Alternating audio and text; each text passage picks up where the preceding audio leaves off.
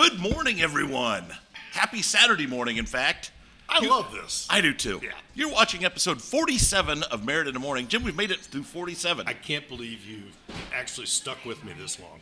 Well, you begged. No, I love it, Jim. This is the highlight of my week. Me too. Me too. Well, and you've been landing some huge guests. So yeah, we're very lucky. Our guest today is Mark Jaynes, voice of the Indycar Radio Network. But before we get to him, we need to take care of some business. Yes. So we want to thank our sponsors, the Honey Baked Ham Company, locations at 96th in Michigan, 141st and Greyhound Pass up in Carmel, right in front of Menards. Jim, you know, they're not just for ham anymore. They aren't. They have chocolate cake. Well, that's not what I was thinking. But yes, they do have chocolate cake. And if you walk in there, you're going to talk to a cow. Most likely. Yeah. They just do a terrific job. They have the sides. They have the famous honey mustard. The honey mustard that you love so much. Yes. And, you can walk in there and get a sandwich and sit there and eat. Yeah. Now, allegedly, they will sell you a veggie sandwich. I didn't. I'm not sure what the point is if you're going to Honey Baked Ham, but they have a veggie sandwich. Mm-hmm. It's new. Mm-hmm. Try it. If you have a vegetarian friend or a girlfriend, or maybe somebody is going on a date, mm-hmm. and they're not necessarily a big ham fan, say, "Yep, we can still go to Honey Baked Ham." They even have ribs. I mean, yeah. What? Yeah. That's crazy talk, Jim. So they also have a new chef salad that mm-hmm. they will load up with their Honey Baked Ham. So what more? Good stuff. Exactly. Well, we probably need to go back there and say, what more do you have? Yeah. Because sometimes or feed us lunch. Well, that's another good. We ought to have lunch there sometime. Well, yeah, exactly. Okay. Honey Baked Ham, we're coming for lunch one of these days. Also want to thank Stockyards Bank and Trust. Jim, you know they're doing Manifest Destiny. They've got locations 71st in Binford, downtown Indianapolis, Carmel, Plainfield. They've got Emerson and County Line down mm-hmm. on the south side of Greenwood. Mm-hmm. And then they've got one coming Stones Crossing / Center Grove. They're growing. Which should be open pretty soon. But then they've got property up in Whitestown. And I heard that they bought property somewhere else. So, well, it's really nice because a lot of banks are closing branch offices, and when you see Stockyards growing, that says something. And we walk into Stockyards Bank, and they've got a big smile on their face, and there's just a big welcome. It's easy to walk in there, and they're just so. It's just a fantastic experience. Yeah. Now, Jim, I am not a financial advisor, but since Stockyards Bank started sponsoring our show, I started buying a little bit of Stockyards Bank stock here and there. It's up 25%. They're going to make me rich. Wahoo! I'm not going to need this show eventually. It's paying so much. It is. Sometimes it'll buy our breakfast. Yeah, maybe so. So thank you, Stockyards Bank and Trust, for your sponsorship. All right, let's get to our guest. Mm-hmm. Jim, you know Mark Jaynes. You guys know each other, right? Yep. I have never met you before, although I'm excited because I'm an IndyCar nerd. Thank you. And we are going to be talking racing and broadcasting. Well, not only that. When you see work hard and be nice, you think of Mark Jaynes. Yeah, thank you. Well, I appreciate he's one that. of the nicest people in all of broadcasting. Absolutely.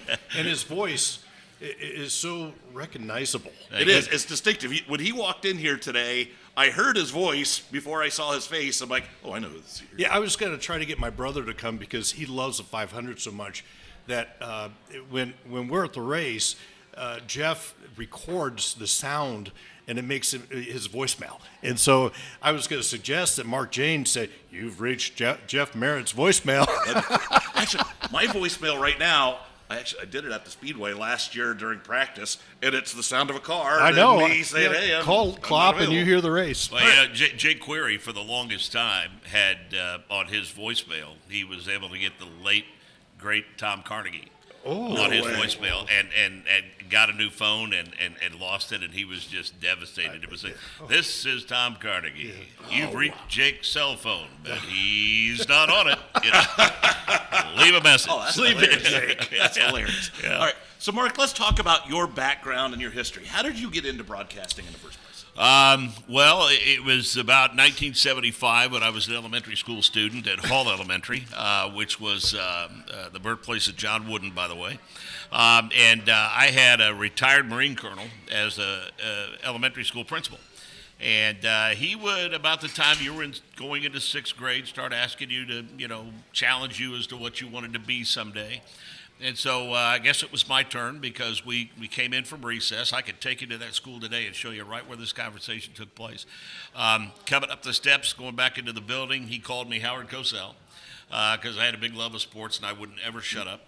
And so he stopped me. He said, "Howard, I'd like a word, please." And I said, "Yes, sir." And he goes, "What do you think you want to do with your life someday?" And I said, "Well, I'm going to be a Major League Baseball player." And he said, "Well, I watched you play softball in recess the past couple of days. You might want to rethink that because you're not very good." So he said, "But because of the fact you love sports and you won't shut up, you should probably consider a career in broadcasting or journalism." That's the honest truth. And so we went down to his office, which was one of the few times I was ever in there for a good reason. And we spent a couple of hours, and he talked to me about media and journalism and broadcasting. And for whatever the reason, it stuck with me. And from that point forward, if we had an English assignment, I tried to tie it to that. I did a science project on weather forecasting and meteorology.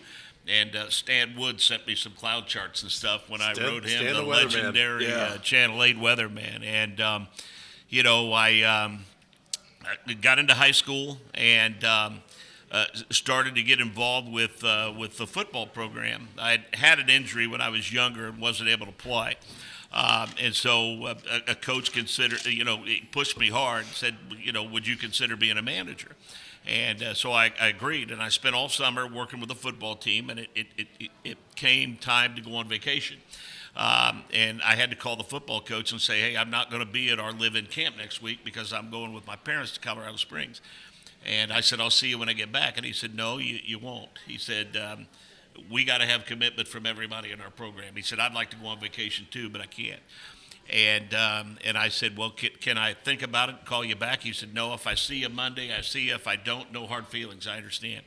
And so I wrestled with the decision over the course of a weekend. I was a sophomore in high school at this time and going into my sophomore year. And so I convinced my parents to let me stay home with my grandparents. And I think it's because they didn't want me and my sister fighting in the car all the way to Colorado Springs. So it was an easy decision for them. And so I walked in the football building on Monday, and he says, "I would have lost the bet, but I'm glad you're here." And 3 weeks later, school starts, and I'm in journalism class, and I get called down to his office. And Dave Sockel is there from WCBK in Martinsville. And Dave, based upon Coach Wayne Staley's recommendation, asked me to start doing 3-minute sports reports on Monrovia football and basketball. I had to call them in by 11 o'clock every Friday night. I got paid a whopping $5 a game. And did that for 3 years, and then they offered me a full-time job out of high school doing morning news and whatnot. But, bottom line is this. If I go on vacation with my parents, I don't know that I'm sitting here today as the voice of the 500. So, Mark, for our viewers and listeners who don't know where Monrovia is, where is Monrovia? It's in Morgan County. It's kind of sandwiched between Martinsville and Mooresville.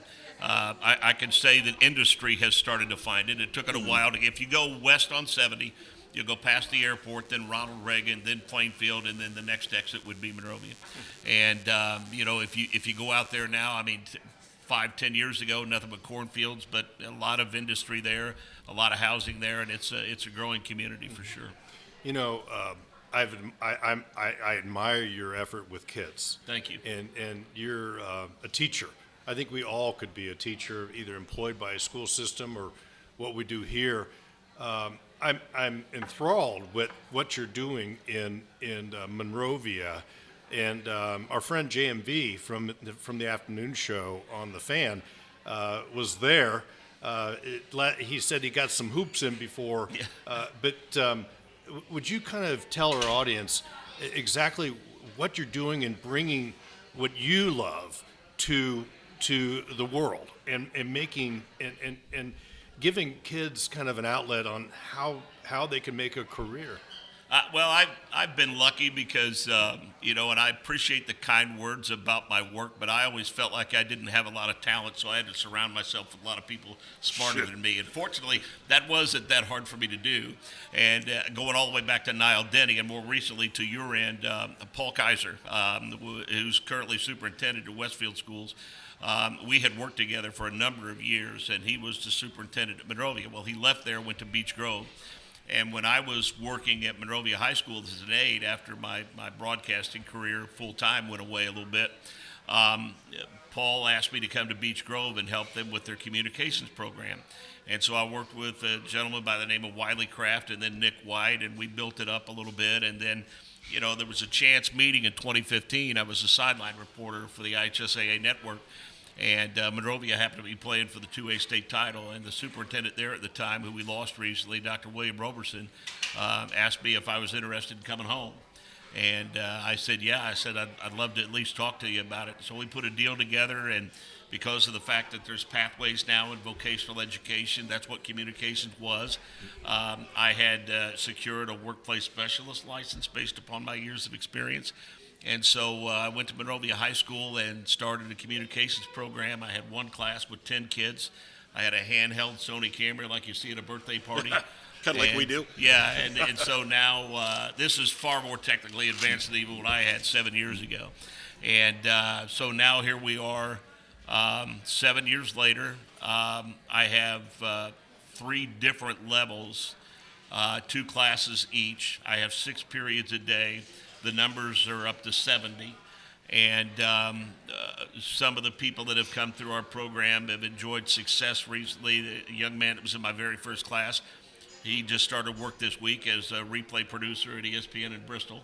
Another young lady went to film school in Orlando, and she's doing commercial film production in Nashville, Tennessee.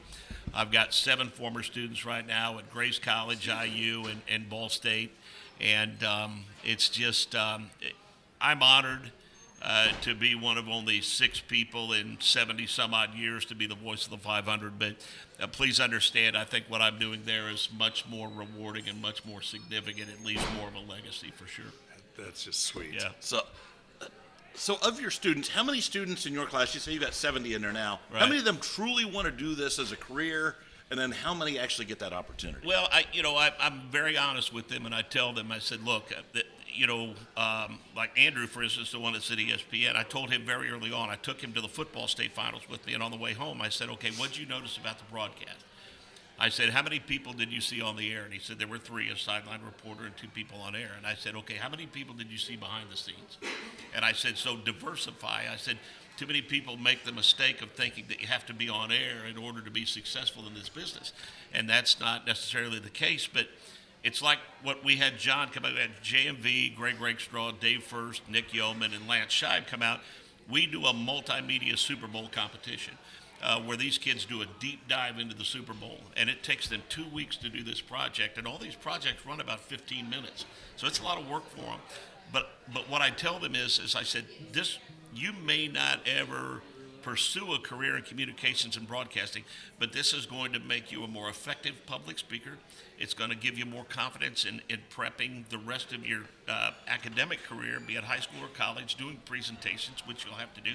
And ultimately, I think it makes you a better interviewer when you go out and apply for a job in any vocation. So that's really, guys, how we try to sell it. We don't just sell the communications aspect of it, because I know I've got 2 girls that host our coaches shows with our girls basketball coach and our boys basketball coach. And one of those girls, she would shake her head in agreement.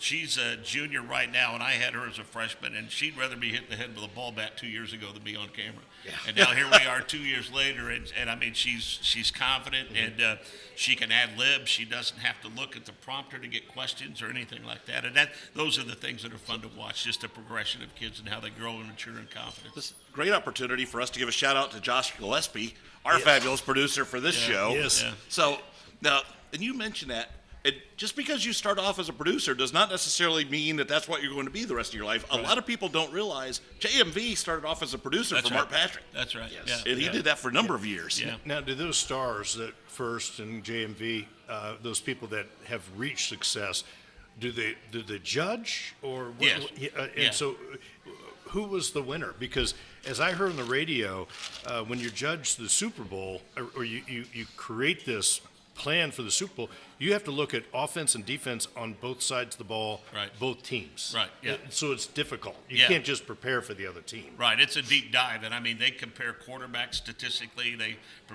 compare running backs. They do receivers. They do tight ends. They look at the offensive line, the defensive line. we went so far as to even have them suggest a tailgate recipe. They also talked about our superintendent, Trent Provo. He's in his first year, wonderful guy. He was in watching it yesterday, and then the page came up on sports books, and we talked about the gambling line. And I went over to him and I said, "No, we're not promoting gambling. We're employing math into this project. So we just want you to know we're using math here." Yeah. So, and he laughed. And He said, "No, it's- salesmanship. yeah, for sure." It's just kids are maturing in front of your eyes. Right, Yeah. and we highlight the Super Bowl and where it can be watched and all of that stuff. And then Who won? there are I'm going over the grading sheets this Oh, weekend. no So I one's told won them they'd yet. have to wait till Monday before I they see, found I out see. who won. Yeah. But it's competitive because we're hosting our girls basketball sectional, and several of the kids came up to me last night. "Hey, have you seen the judges sheets yet? I mean, who do you think won?" So I'm sure there's you know, some anxiety it's out there. It's a healthy competition, but I think another important element to all of that is the fact that once we were done with the competition, we did it in our auditorium, Performing Arts Center, and I had our 5 judges go up on stage, and I had each one of them each one of them take turns and talk to the kids about their career paths and their advice, and telling them how this would benefit them, not just from a communication standpoint. And I'll say, my career has been rewarding from the things that I've been able to see and do. But when I can just, through a text message, ask 5 guys like that who I think are at the pinnacle of their respective professions and say, "Hey, I need you, can you do this?" And they don't hesitate to say yes. So we've had Matt Taylor, we've had Chris Widlick, we've had Michael Young, who's part of our crew. We've had Charlie Clifford when he was here in Indianapolis. And so, and I think it benefits our kids too because it allows them to create a network. Because when Andrew Willett left Monrovia and applied for a spot in SportsLink, the prestigious sports department at Ball State, his 3 references were Dave First, who was still at Channel 6 at the time, me as the voice of the 500, Chris Denary, and Greg Rakestraw. So they welcomed him with open arms for sure. Because that's my high cotton. when I introduced him to those people, he made the connection and he kept that connection. So. We are talking to Mark Jaynes, radio voice of IndyCar. We are Voice 500. Voice of the 500. Yep. I want to get back into that topic just in a minute. But first, we are coming to you with a special Saturday edition live at Cafe Audrey's at beautiful Fort Harrison. If you don't know, he is Jim Merritt. I'm Brad Kloffenstein. He was a 30-year state senator. He's president of the Lawrence Greater. The Greater. Lawrence It's more than just City of Lawrence, Lawrence Township and beyond. Yes. Our own manifest destiny. Chamber of Commerce. So we want to thank our sponsors, Stockyards Bank and Trust, locations at 71st and Binford, downtown Indianapolis, Plainfield, Carmel. They've got County Line Road down at Greenwood. This is always a test. It is. Well, it used to be in the old days I'd have a screen looking at me and I could cheat. Now I got to go off the top of my head. And then they're coming to Stones Crossing / Center Grove and Whitestown and beyond. If you have money, put it at Stockyards Bank. That's the best place to be. Absolutely. We also want to thank the Honey Baked Ham Company, locations at 96th in Michigan and Greyhound Pass up in Carmel in front of Menards. They've got new signage up there, Jim. Oh, they do? Oh, it's snazzy. Good. It's snazzy. You got to go check it out. All right. It makes the ham taste this much better. So right now they're featuring a new veggie sandwich for everybody who's has a New Year's resolution that they haven't given up on yet. That is the healthy way to enjoy honey baked ham. It looks delicious. They also have a new chef salad, so that way you can get your greens. Branching out. You can tell your wife, well, yeah, I'm on my diet. I went to honey baked ham, sure, but Getting I'm my greens. Getting my greens. I haven't heard that term in a long time. Come on, man. If you grew up in rural Indiana, everybody said that. Get my greens. So, all right, so back to our guest. Let's talk about the 500. Jim, so spring is on the horizon. I can feel it. And a young man's attention sometimes turns to the Evansville Otters, but for everybody else, it goes to IndyCar racing. It does, and March is coming. Yeah. And you travel. You're all over the place. Yeah. And how many races will there be, or are there on the schedule this year? Where does it start? And you must really be anticipating it. Every year you do, because you don't know what's around the corner, and every year different stories unfold. And we haven't had quite the movement of drivers from team. Yeah, to that kind of team happened we've during the had, last season. Yeah, and that's what's crazy about it. There used to be a quote unquote silly season. It's just not that way anymore.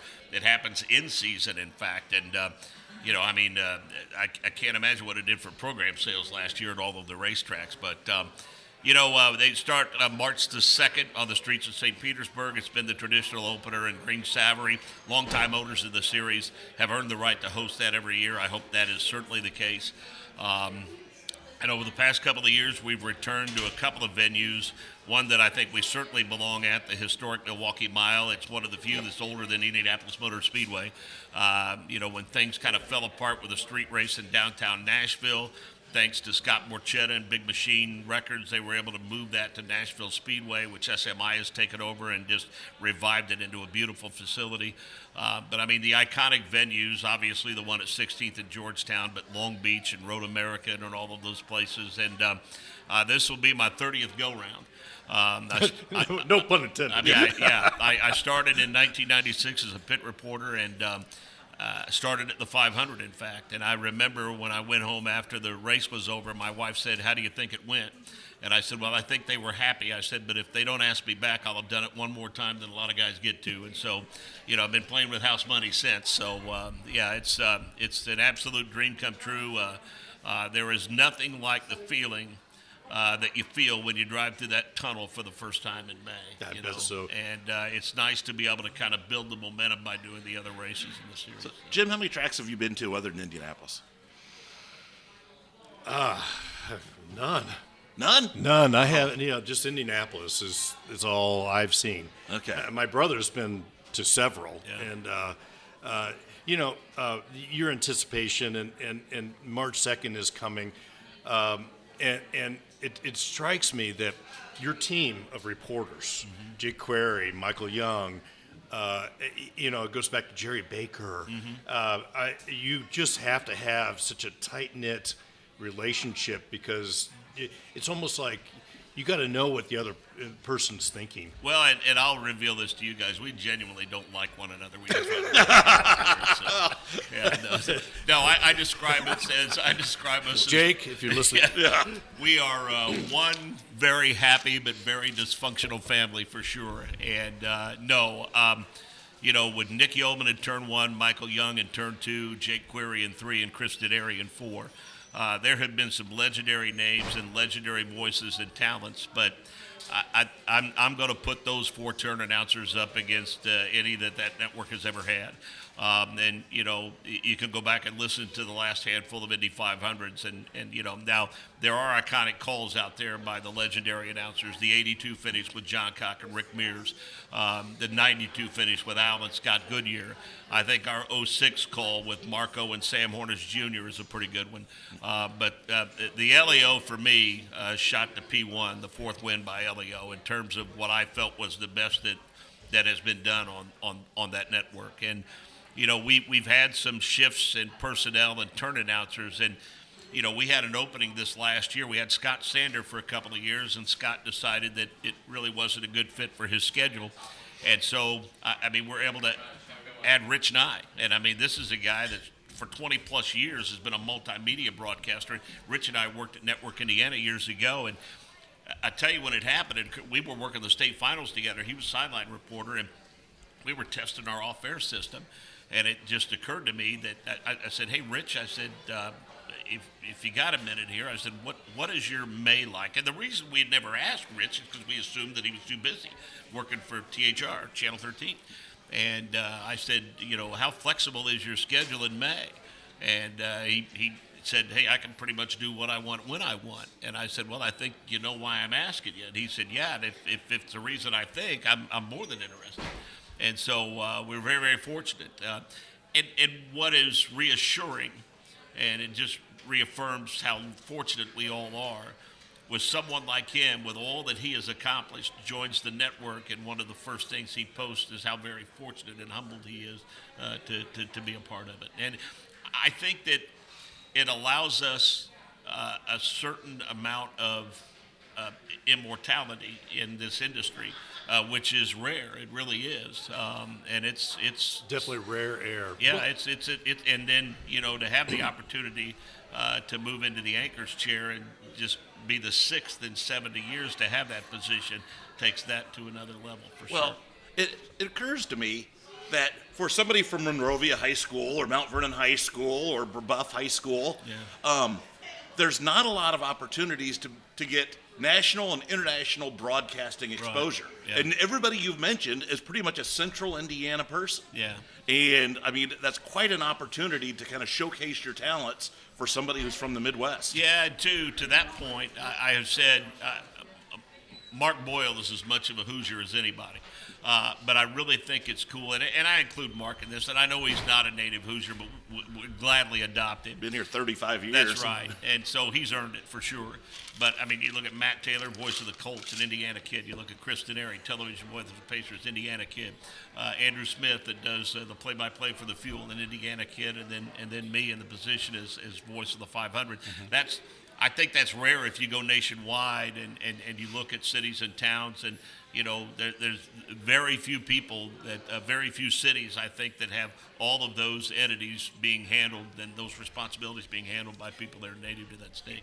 Klopp, when when the drivers talk about that gauntlet, that canopy of crowd of people coming down that, I get shivers thinking about it, coming down that straightaway for the first turn, and they feed all, they can hear the crowd and they can pick people. It's just interesting how to hear drivers talk about it, and we had the 100th running, which was just an enormous. I've never seen so many people in one place. Yeah, it's amazing. But then we have a pandemic when there's nobody.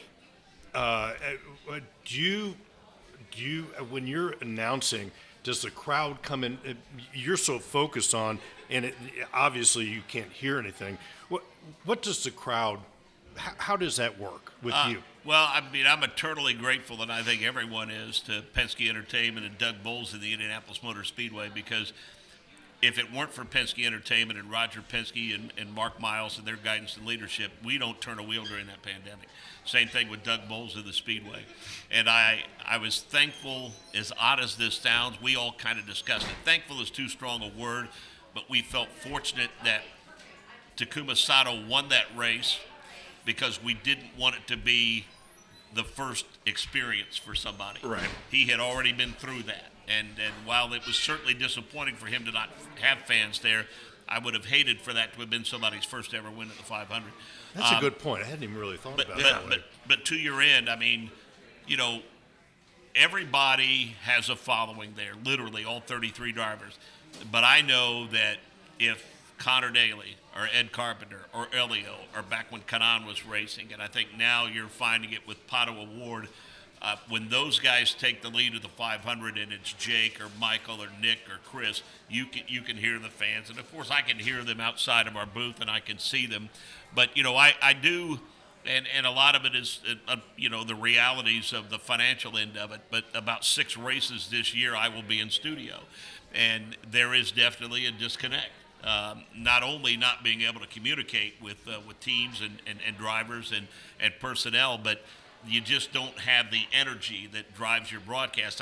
I liken it to a handful of years ago. I was doing a semi-state in Seymour for the IHSAA Champions Network, and it was the year that Warren Central was ranked number 1, and they were playing New Albany, who had Romeo Langford at the time.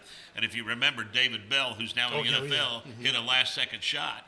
And I'm thankful that I wasn't calling that from the studio, because I don't think the call would have been nearly as good. Yeah. So there's no question that we feed off of the fans and their energy. It's a lot like the television and the radio folks for the Pacers called the Paris games from St. Louis. Yeah. And I don't know, there's something about being in the facility, and it's a part of the broadcast, no question about it. Well, that's why people show up to these events live. That's right. Yeah. The 500 gets 350,000 people because there's something to be said for being with 350,000 other race fans. Yeah. You all have this kind of joined experience. Yeah. Yeah, I mean, given that mindset, then there would never be any concerts. People would just rely on Spotify and iTunes, I suppose. Exactly. So, Mark, let me ask you, what does a typical race weekend look like for you? How much are you on the air? How many of the support races are you broadcasting? And then the follow-up to that is, do you kind of go over in your head how you're going to end a race depending on who might win? Is that prepped ahead of time? No, I'll answer the last one first. Whenever somebody moves up to a turn, we always have a conversation, and we tell people to not script anything because it's live, and you can't predetermine the outcome. I've had a couple of people ask me, like when Elio crossed the finish line, they asked me if I had, and then there were 4 written down somewhere, and I said no, and I said, to be honest with you, that did not occur to me until he was in the north end setting up for turn 4. How exciting! And it just popped into my head. Gives me I'm shivering. Yeah, I mean, and so no, we don't. I don't. Now I will say, obviously our pre-race shows are well scripted. In fact, to give you an idea of what a daunting task it is, I'm already preparing for the pre-race show for the 500 as we speak. I've already put some things together for that. But you have the luxury of following the series all year long.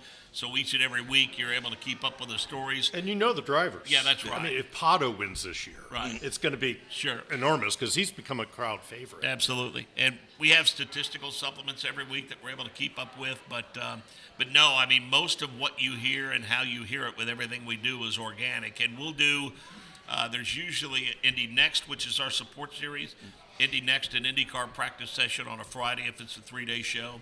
And then Saturday we'll spend the day doing practice and qualifying for both those series. And sometimes if Indy Next is running a doubleheader, Nick Yeoman will anchor those shows, and I'll typically go out and call a turn. And then on Sunday morning we have a 30-minute warm-up session if it's a road and street course. And then we'll have an Indy Next race after that, which again, I'll go out on the course and Nick will take over the booth. And then Nick and I switch positions and we get ready to go racing with the NTT IndyCar Series. So now your broadcast, there's an IndyCar channel on Sirius XM. Yeah, there is. Which is great. And every now and then, sometimes it'll just have no programming, but every once in a while, Tony Kanaan has a show that's on there. And has there ever been talk about making that more of a thing? Yeah, we have a couple of Mixler and a couple of other places where tune in where you can get content 24/7. You can also go to IndyCarRadio.com, and we're running old races, and you have access to old races. And we are in constant communication with XM because their NASCAR channel is 24/7. Right. And we think that we have, enough content with old races and shows and things of that nature. And we're pretty much in constant communication and negotiation with them to make that happen. But I will say this, on race day itself, on Sunday, from the time we go on, say we have an IndyCar race at 2:30, 3 o'clock in the afternoon, but our warm-up session is at 9 a.m., we'll go on the air at 9 a.m. on XM. And we have programming that we have produced, interviews with drivers and vignettes and things of that nature, and we'll run those things. And so we are on Sirius and XM on a Sunday from 9 o'clock in the morning until the time we sign off. And he's growing a workforce out in Monrovia. Yeah. Yes, exactly. Yeah, that's the Morgan County Employment Project. Yeah, that's right. So, all right, give us a little preview. We've got a new team coming into the series this year. The series seems to be as robust as it's been. Back to the kart days. I think they're hot.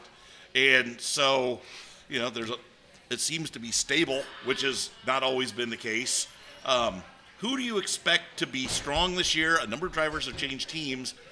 I'm just curious your thoughts on what we're going to see this year. I think, until somebody comes along, and I mean, there's always talk of the big 3 or the big 4, but the reality of it is, in terms of championships, it's been the big 2. I mean, it's Penske and Ganassi. And until somebody comes along and knocks them off that perch, it's going to continue to be that way. Mm-hmm. I have been, I think, it's good to see that legendary team at Foyt Racing up their game with personnel. They were running shops out of 2 different locations in Texas and on 16th Street and Speedway. They're now running everything out of one shop. I think they have probably 2 of the most talented team they've had in quite some time, with David Malukas and Santino Ferrucci, who I think is a star on the rise. But Ganassi and Penske, I think, are still going to continue to be solid with Scott Dixon and on one side and Alex Palou as his teammate, and they have Kiffin Simpson as the third car, and then you've got Will Power and McLaughlin, who's been a tremendous add to the series, and Joseph Newgarden, going for the three-peat. A lot of guys have come close to it. Bill Vukovic was close to doing that when he sadly lost his life back in the 1950s, and Elio, I think, went first, and second over a 3-year period. So it's not uncommon for somebody to chase that and come close to it. But, the stories unfold as the season progresses. But I think for me, it bears watching. How's Prema going to do? I think that, they have the financial resources to be competitive right away. And, there's certainly one experienced driver is a talented kid, Callum Ilott, and I think he's got a shot. It'd be a huge story if they won a race. I'm anxious to see how Alexander Rossi does with Ed Carpenter. Sometimes it's just not a good fit, even though you think it's going to be. And I think that was the case with him at McLaren for whatever the reason. But I think he's been reinvigorated a bit by working with Ed Carpenter. And so it's just so much talent. It's going to be a fun chase. And the livery this year, the beautiful cars. Yeah. Oh, yeah. They're just, and it's interesting. NASCAR has a lot of controversy about it right now with Michael Jordan and the lawsuit, and they kind of were bigger than their britches, in my opinion. And it's interesting how the ebb and flow of these series, and there's so much to like about what's going on in IndyCar today. Well, this is just one man's opinion. NASCAR racing is not all that entertaining to watch, and it's been fascinating to see now that Fox is going to have the TV side of things. The promos that Fox has out there is like something I've never seen for IndyCar. And they're going to advertise on the Super Bowl. That's right. And I know that there's been some squawking by NASCAR saying, Fox, you're putting all your effort behind IndyCar. What about us? But I think from just an entertainment standpoint and an ability to market, Fox might have realized IndyCar is the place to be. Yeah. Well, not to be argumentative, but I don't know that I've seen over the past 5 or 6 years especially, I think this us versus them mentality has started to go away a little bit. I think that, NASCAR understands that they have their share of the market because, quite frankly, there's some NASCAR properties that we work with, like SMI when we work at Nashville.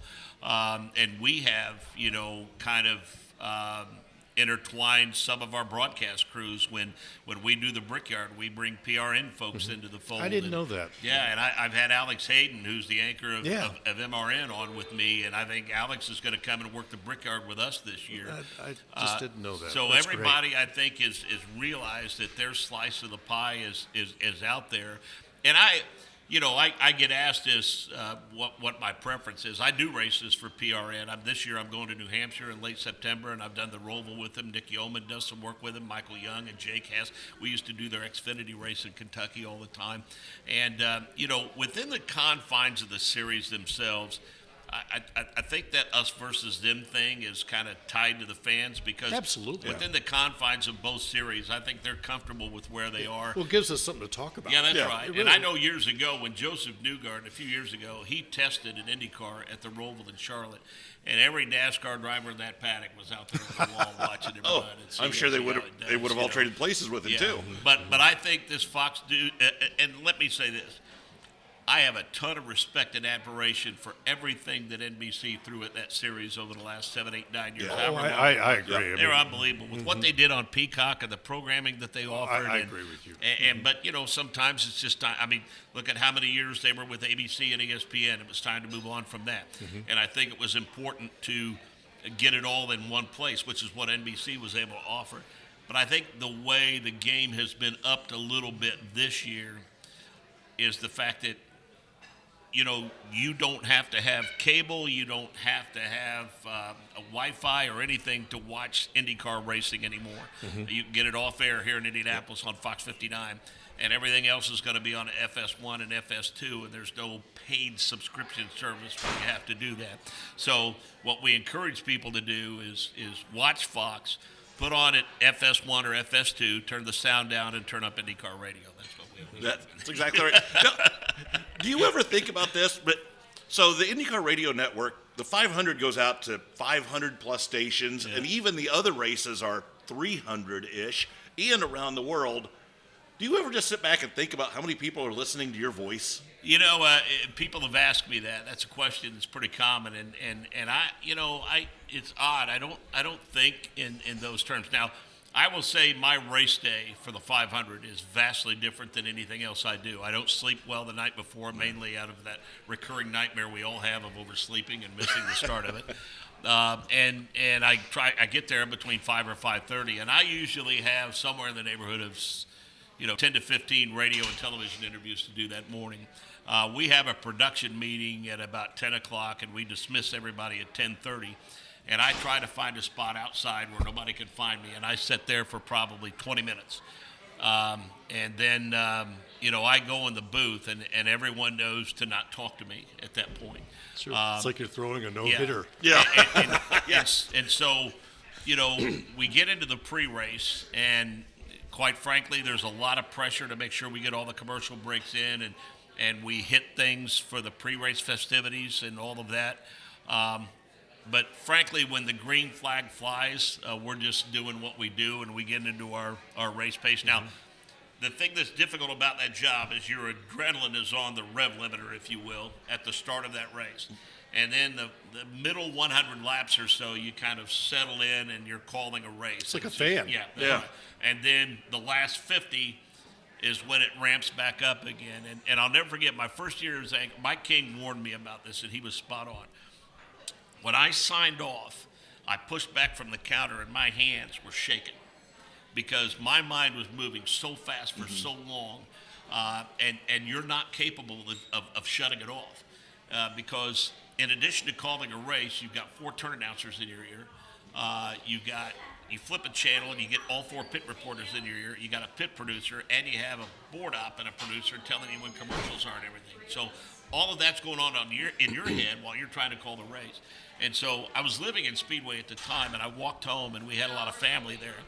And I walked in the house. I went downstairs with a glass of iced tea, and I sat in the chair, and my wife came down. She said, "Are you okay?" And I said, "Yeah, I don't want all these people here next year."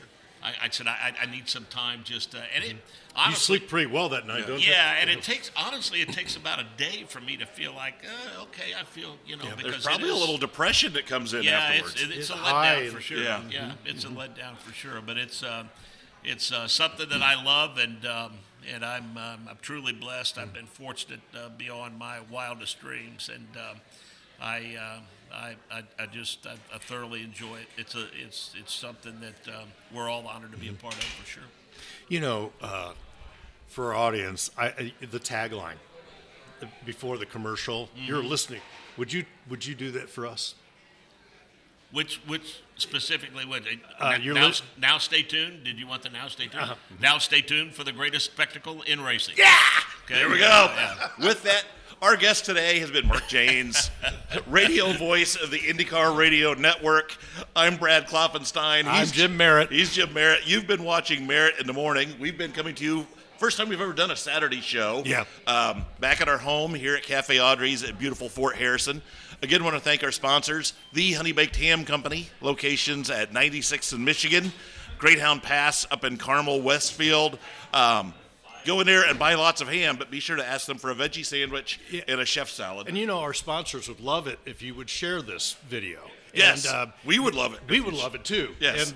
And everybody loves the 500, and we're so happy you're here. My pleasure. Thank you very much. I'm honored. Thank you. Been great. We also want to thank Stockyards Bank and Trust, locations all over central Indiana with more to come. That's a great tagline. It is, yes. They are everywhere. Actually, they're down in Kentucky and southern Indiana too. Yeah, they came out of Louisville. So as this show grows, we're going to have to start mentioning more branches. In fact, we might just have a branch of the week. But I'm looking forward.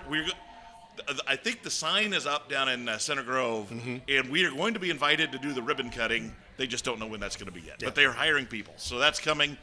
Josh, anything else that we forgot to do? I don't think so. Anyhow, thank you very much for watching. Scott Pollard is coming up here in the next 2 or 3 weeks, so be watching for that. Thanks for watching. We'll see you next time. 1